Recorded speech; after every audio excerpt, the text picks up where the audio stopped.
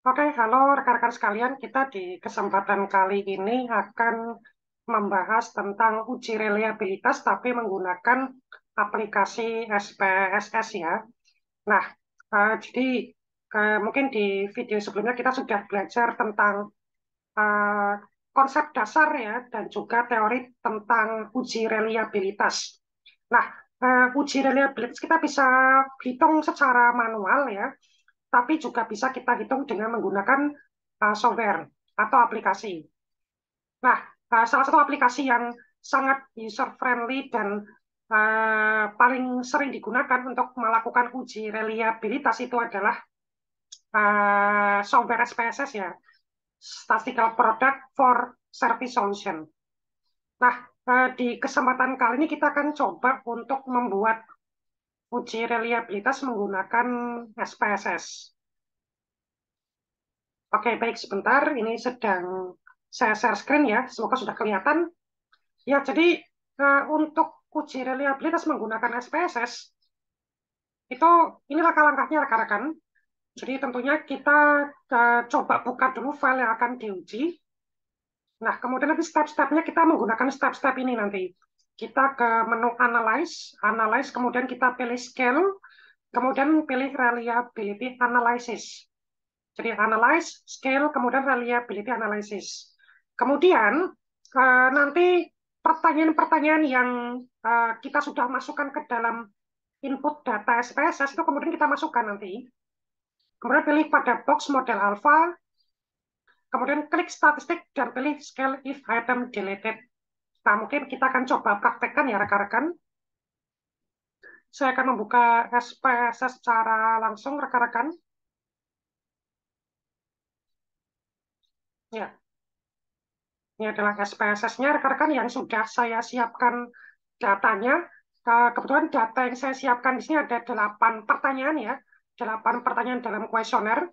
Pertanyaan 1, 2, 3, 4, 5, 6, 7, 8. Kemudian ini adalah skor total. Jadi ini adalah rekap dari seluruh pertanyaan di dalam kuesioner ya. Dari 8 pertanyaan. Dan kalau kita lihat di sini, total respondennya ada 30. Ada 30.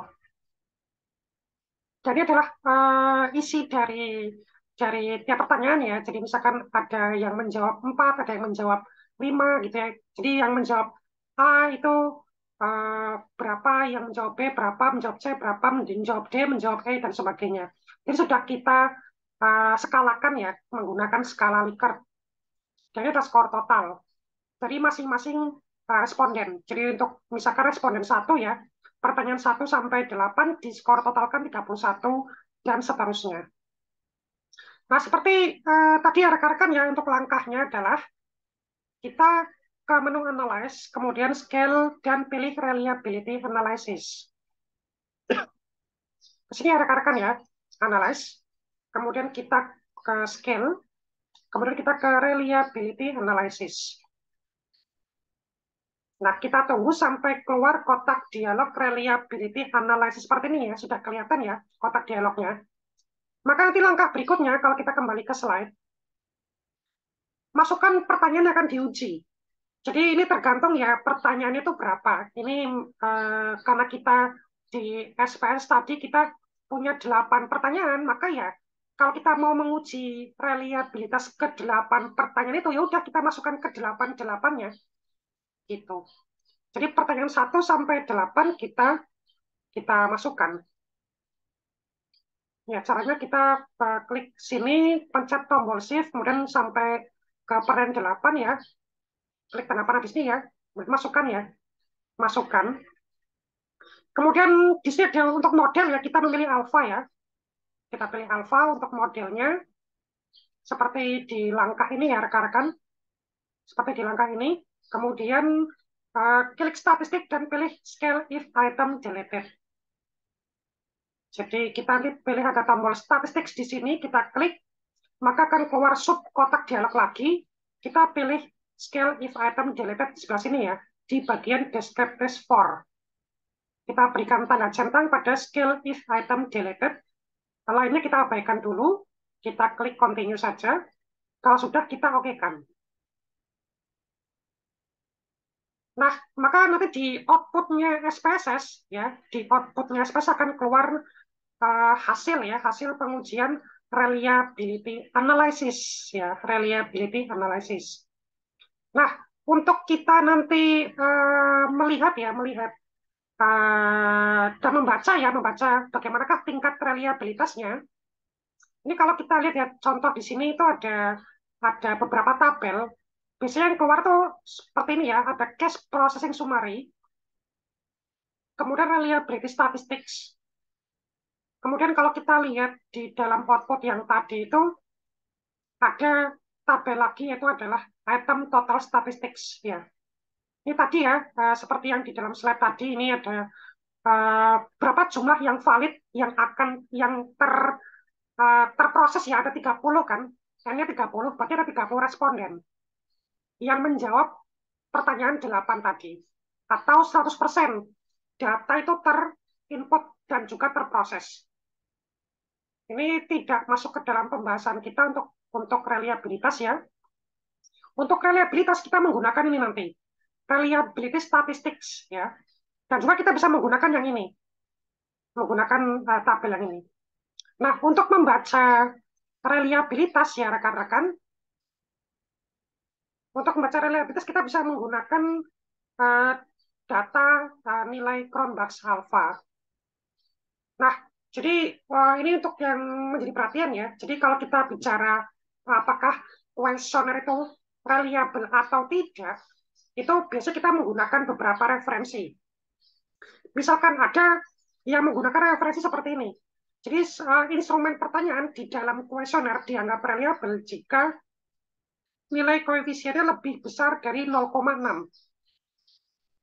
Jadi kalau semisal nanti reliabilitasnya lebih dari 0,6, maka dianggap reliable. Jika kurang dari 0,6, maka dianggap tidak reliable. Angka 0,6 ini merupakan angka kasar ya, memang sering dipakai oleh banyak referensi. Atau semisal terkait dengan reliabilitas ya kita sebenarnya bisa membandingkan dengan tabel tergantung dari tingkat signifikansinya. Ada yang menggunakan tingkat signifikansi alfa 5% gitu ya. Ada yang menggunakan alfa misalkan 10% atau sebagainya.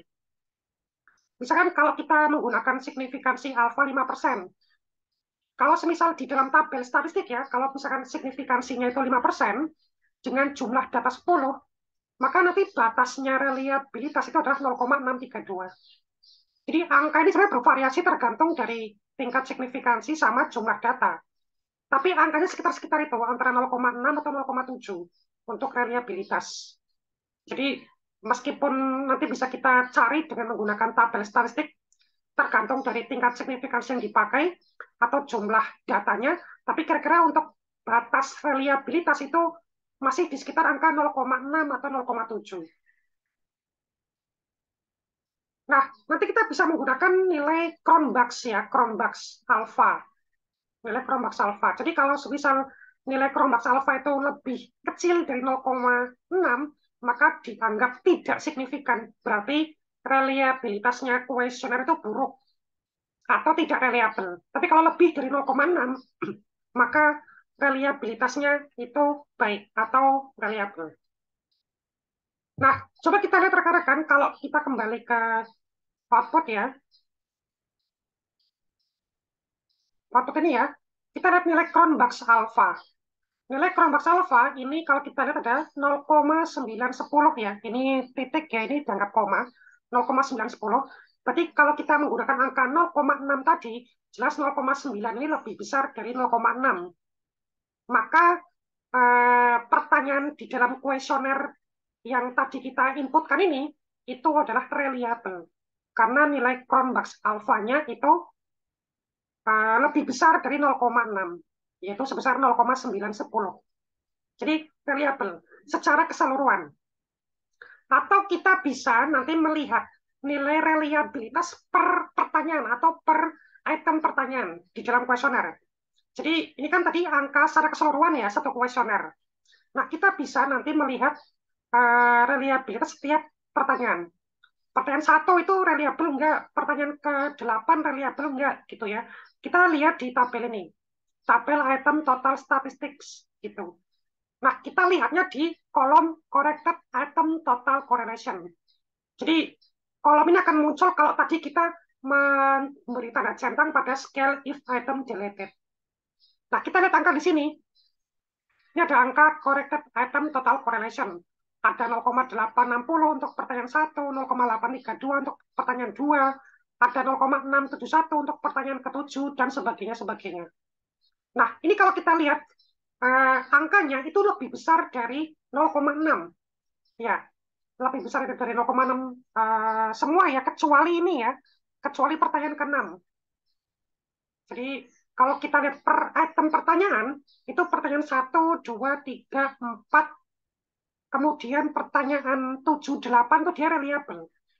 Tapi pertanyaan ke-5 dan ke-6 ini karena 0,57, 0,572, 0,573 kurang dari 0,6, maka untuk pertanyaan 5 dan 6 dianggap tidak reliable.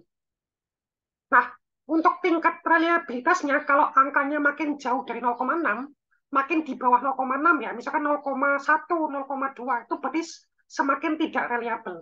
Tapi kalau angkanya misalkan masih mendekati 0,6, ini kan misalkan 0,573, 0,572, kan masih agak mendekati 0,6. Maka masih ya tidak reliable, tapi masih mendekati batas ya.